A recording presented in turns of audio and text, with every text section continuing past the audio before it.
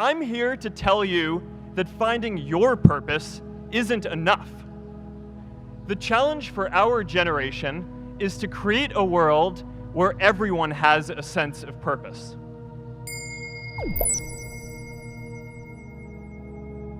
One of my favorite stories is when JFK went to go visit the NASA Space Center, and he saw a janitor holding a broom, and he asked him what he was doing, and the janitor replied, "Mr. President, I'm helping put a man on the moon."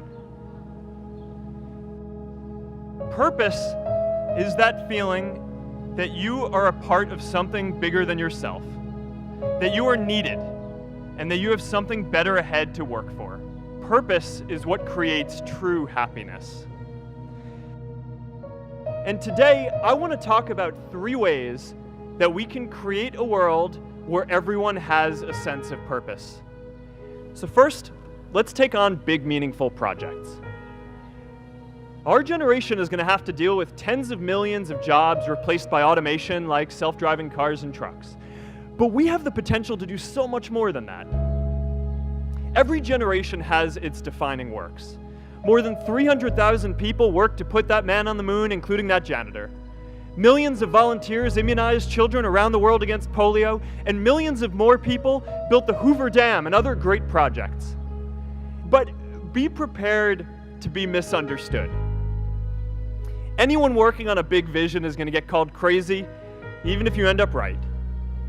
Anyone taking initiative will always get criticized for moving too fast, because there's always someone who wants to slow you down.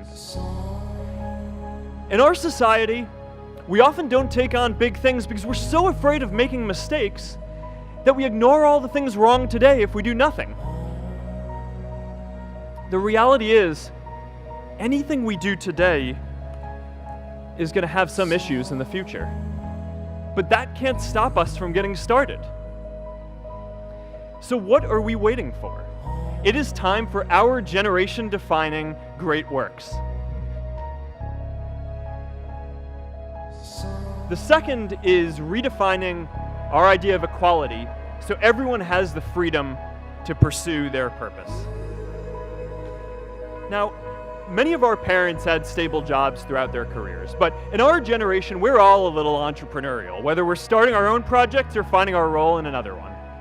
And, that's great, because our culture of entrepreneurship is how we create so much progress. An entrepreneurial culture thrives when it is easy to try lots of new ideas. Facebook wasn't the first thing I built. I also built chat systems and games, study tools and music players, and I'm not alone. J.K. Rowling got rejected 12 times before she finally wrote and published Harry Potter. Even Beyoncé had to make hundreds of songs to get Halo. The greatest successes come from having the freedom to fail. I know a lot of entrepreneurs, and I don't know a single person who gave up on starting a business because they were worried they might not make enough money.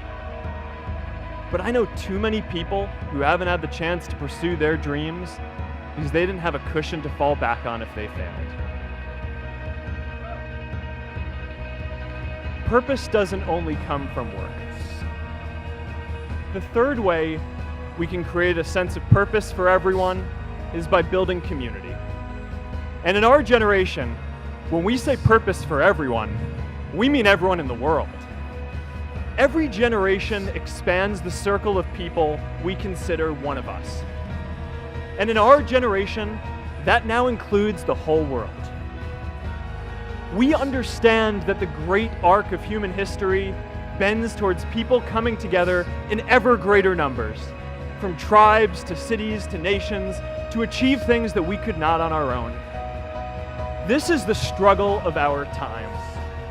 The forces of freedom, openness, and global community against the forces of authoritarianism, isolationism, and nationalism. Forces for the flow of knowledge, trade, and immigration against those who would slow them down.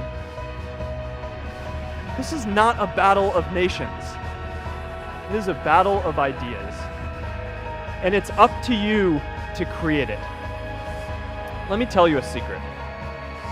Ideas don't come out fully formed. They only become clear as you work on them. You just have to get started.